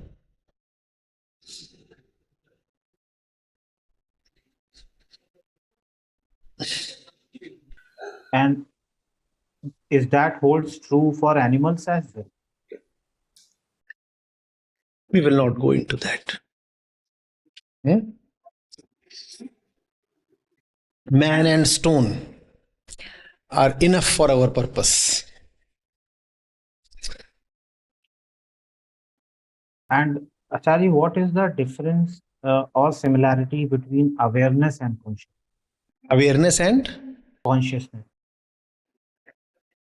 consciousness generally means the dualistic kind of mixed, corrupted consciousness in which you maintain the illusion of a distinct self. And so you say, I am conscious of the wall. I am conscious of the table. I am conscious of that man or woman. So ordinary consciousness is always dualistic. I am there and the other is there, and that we call as consciousness, right? If you want to ordinarily test whether somebody is conscious, you will go to him and say, can you listen to me? Can you see me? So you check his dualistic perception. If somebody says he does not know himself, you say the fellow is getting unconscious. So ordinary consciousness is very dualistic. Awareness is to know this duality and therefore not remain in it. You could call awareness as non-dual consciousness, in which your need to define yourself with respect to the seen object is gone. As long as you define yourself with respect to the other, to your dualistic counterpart, that's bondage. In awareness, there is nobody here feeling the need to give himself a definition using the other. The other might remain, but the other does not remain as a dependency, as a support to lean on. That's awareness. Awareness is consciousness without a center. Awareness is consciousness without the ego. The screen has been liberated of the scene.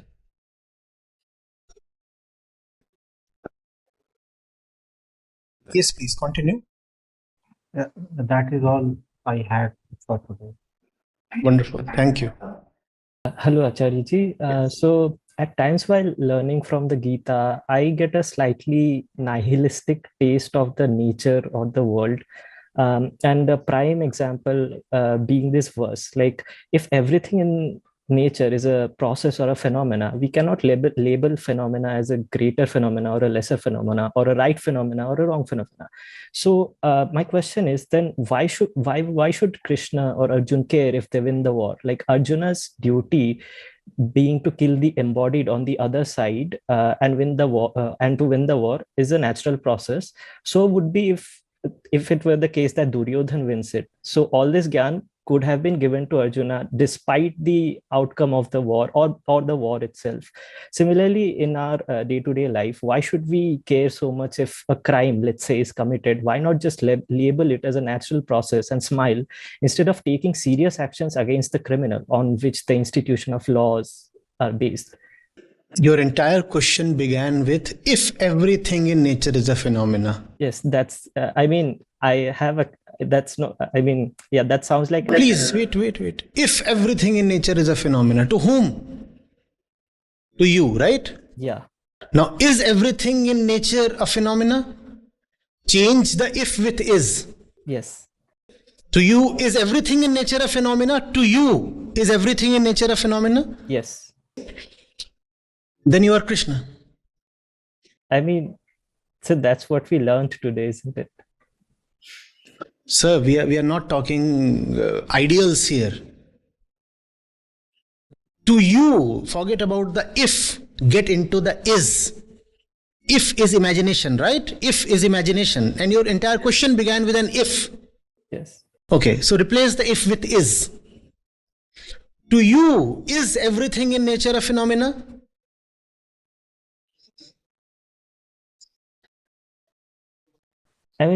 If I say no, would I be contradicting the truth? How does that matter? We are asking for the fact.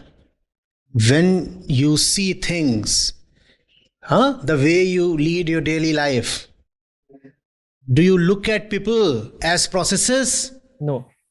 So then the if has been answered, right? Yes. To you, stuff in the world is not phenomenal. To you, stuff in the world is meaningful and purposeful.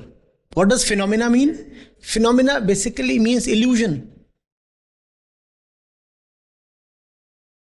And the purpose of all spirituality is to heal your suffering. Is the world a phenomena to you? No. Therefore you suffer. And therefore you must be shown that the world is a phenomena. Right. Right? And therefore some action has to be taken. Krishna is bringing Arjun towards that action through this gyan. Therefore this gyan is needed. The purpose of spirituality is not to deliver you abstract concepts. It is to relieve you of your suffering. Always begin from your inner condition. Your inner condition is of illusion and consequent suffering. It's not that Krishna told you that the world is phenomenal, so you start saying, if the world is phenomenal. Vedanta asks, for whom? To you it is not phenomenal. Therefore you have to learn that it is phenomenal. And that's what the Gita is about. What Arjun is doing is that he is embarking on a course of action that will keep proving to him that the phenomena is not a phenomena but a reality. He says those are people, not processes. And if you believe in something too much and for too long, then that belief becomes your truth. Krishna does not want Arjun to continue in his belief, because that would be a false truth. He's saying, oh, I'll kill those people. Oh, they are not people at all, they are processes. But if you keep believing that they are people, you'll also keep believing that you are a person. And if you are a person, your suffering will continue. So all these are questions arising from bad logic. And they have always been there.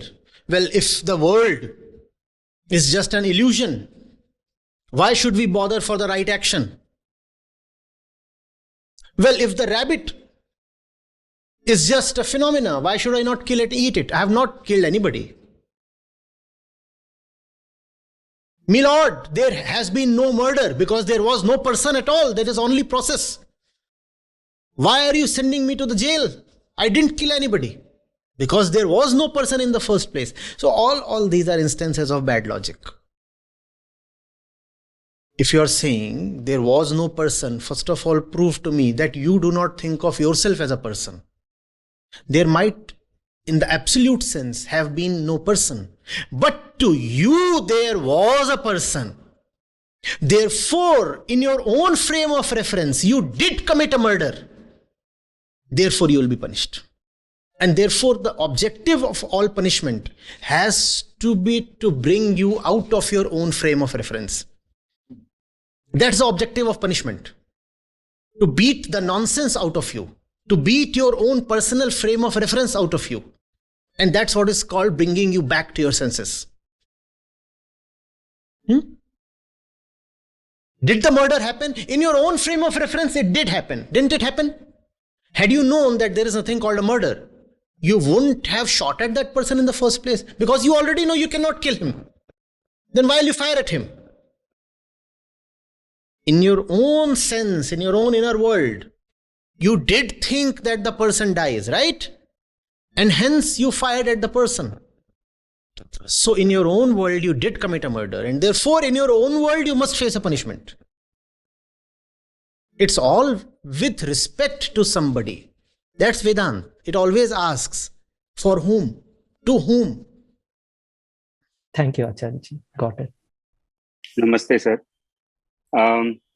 Sir, we are process and we are governed by certain principles.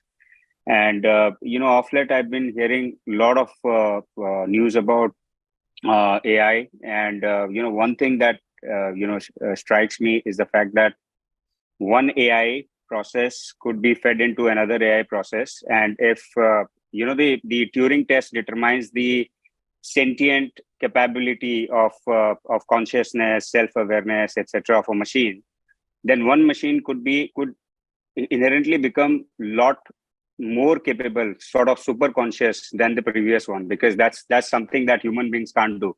We cannot transfer the complete brain to the another one. So my question was, sir, in this whole notion of consciousness, self-awareness, and volition, and moral ethics, conduct, etc., I seem to see machine to be overpowering human beings, in the sense that human beings have created something, but in a way it has created something more dangerous, which is kind of overpowering the sense of our own belonging as a human being. I definitely see this tinkering with the laws of nature, the Prakriti and everything is kind of really causing a lot of challenges to the world. I just wanted to hear your views on where AI is taking the world today with regard to the humanity, and whether it's leading to the progress or in the downward spiral. I do not think I am very clear with the question. In what sense do you think that AI is overpowering human consciousness? What I think, sir, is essentially what I am kind of looking for is to have a better consciousness, to become a better self-aware person.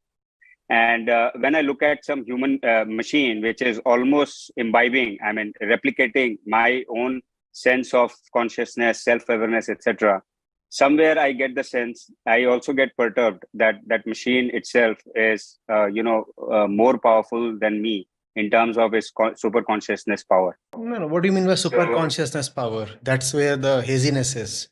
What do you mean by super consciousness power? Super consciousness, as in one machine has been created, and the capability of it has been fed into the another machine. Capability with respect to what? With respect to the initial learning or the AI is actually gotten. It can perform tasks. Right, sir. So how is that challenging human consciousness?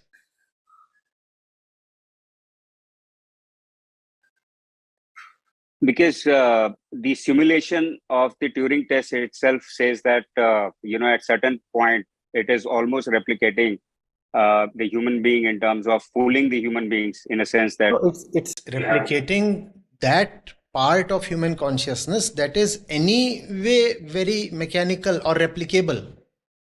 That which is replicable in you will be replicated. For example, a statue can be made that looks just like you because your body, your physical features are all replicable. So somebody will replicate them. How does that threaten you? You are not that within you which can be replicated. And if there is something that can be replicated, that is not you. So let that be replicated. What's the problem? Somebody makes a statue. How does that threaten your existence? Somebody clicks a photograph. How does that threaten your existence? That looks like you, but that's not you. Somebody downloads the entire content of your memory. That's possible. Each passing day, that's becoming more and more possible. The entire content of your memory can be downloaded. But that's not you.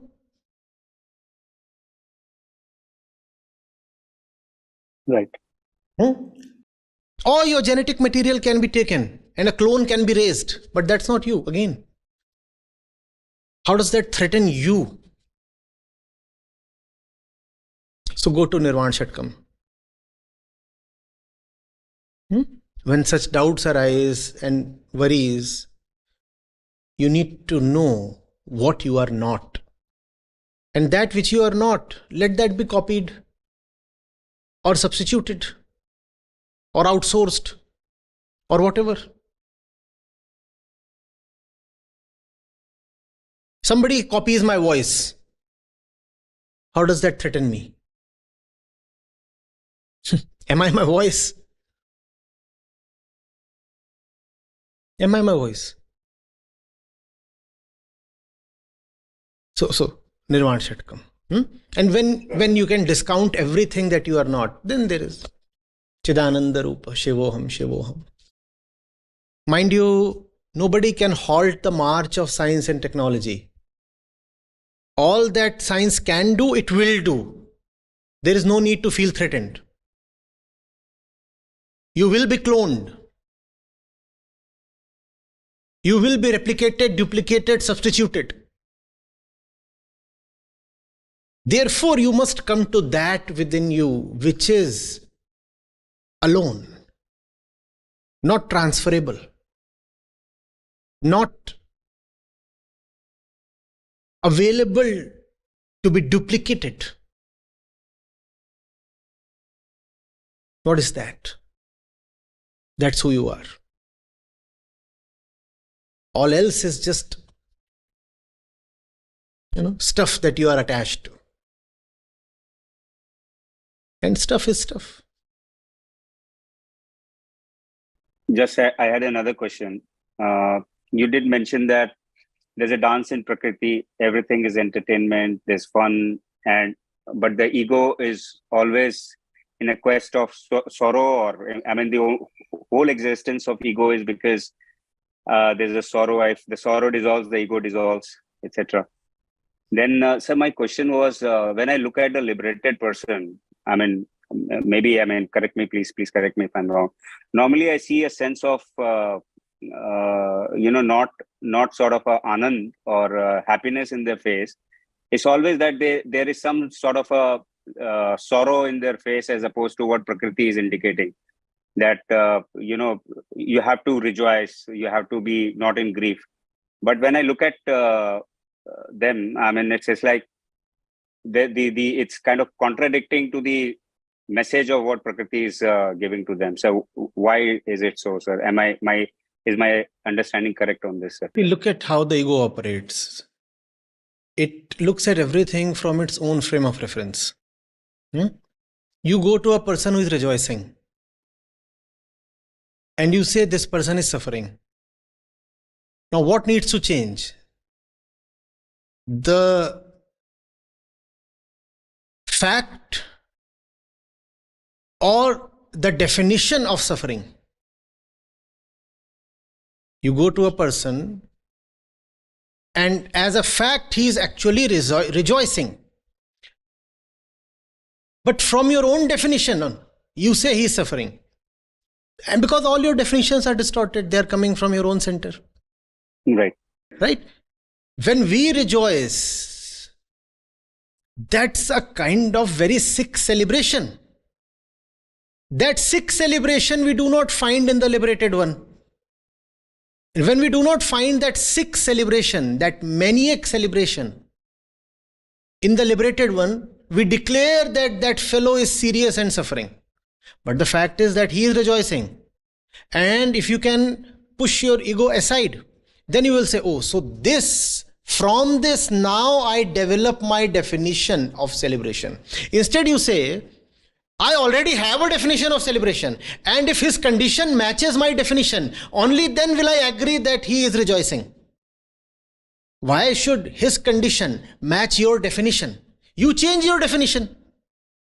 If you find the liberated man serious, then change your definition to mean seriousness is celebration.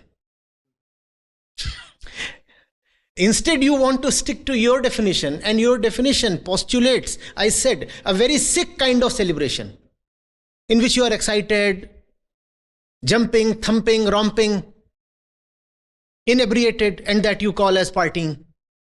Now, that kind of celebration you usually do not find in a liberated one.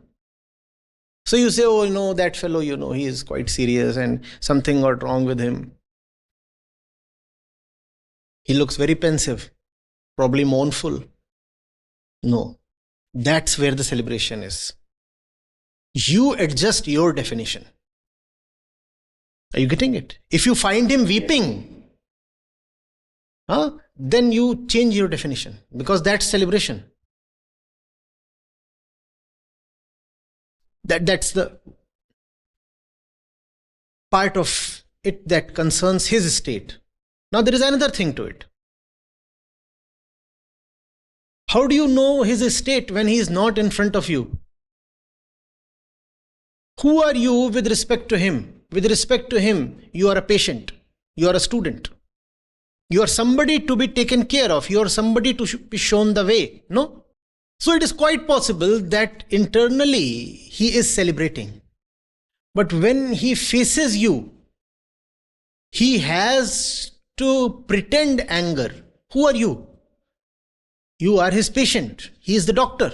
That's the relationship. Why will the doctor show his so-called real face to you? The doctor will show one particular face that you need to see. Maybe you are of the type that you need to see his angry face. Maybe if he doesn't show you an angry face, you will not study or improve or attend. That does not mean that he is angry. That means that you need to see an angry face. Please get the difference. It's then not about his state. It's about your requirement. He does not bother for his state. He is beyond botheration, right? But he bothers for your requirement. And your requirement is that you must see his angry face. That's what you require to see. So he will show you an angry face. But that's the thing about the ego. It has very little capacity for self-observation. Instead, it wants to get into the mind of the liberated one. It was Guru Nanak who said, you may try as hard as you can, but you will never get to know the mind of the liberated one. That's from the Adi Granth. You keep trying, you keep speculating. And the ego has a serious urge to know what is going on in the mind of the Buddha. But you will never know what's there in the mind of the Buddha. Being who you are, how will you know the mind of the Buddha? It's a part of essential humility to not even try.